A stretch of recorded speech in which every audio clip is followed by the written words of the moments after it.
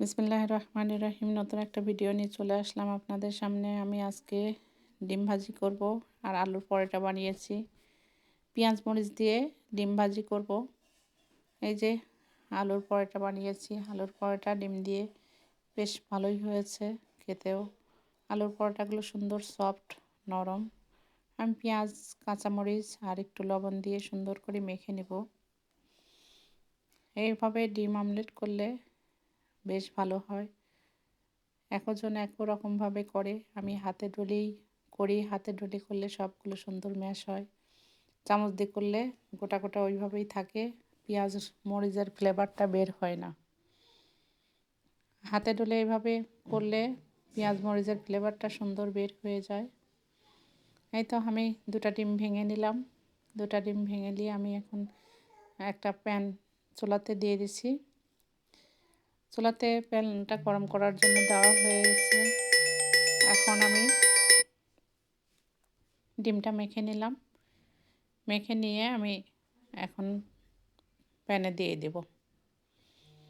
আপনারা লাইক দিতে ভুলে গেলে অবশ্যই লাইক দিয়ে কন্টিনিউ করতে থাকেন। ফেসবুক থেকে দেখলে ফলো করবেন, ইউটিউব থেকে দেখলে সাবস্ক্রাইব করবেন। আমার প্যানটা গরম হয়ে গেছে, আমি তেল দিয়ে দিলাম। এখন আমি ডিমগুলো ঢেলে দেব। ডিম ভাজা তো সবাই পারে, একজন এক রকমভাবে ভাজে। ডিম ভাজা ছোট বড় সবারই পছন্দ একটা খাবার। এই তো আমি ডিমটা এখন উল্টায় দিব।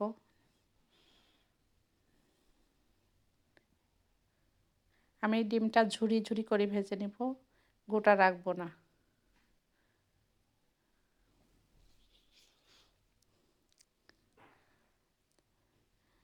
রুটি দিয়ে পরোটা দিয়ে এভাবে ডিম ঝুরি খেলে খুবই ভালো লাগে, খেতেও মজা, দেখতেও বেশ ভালো লাগে।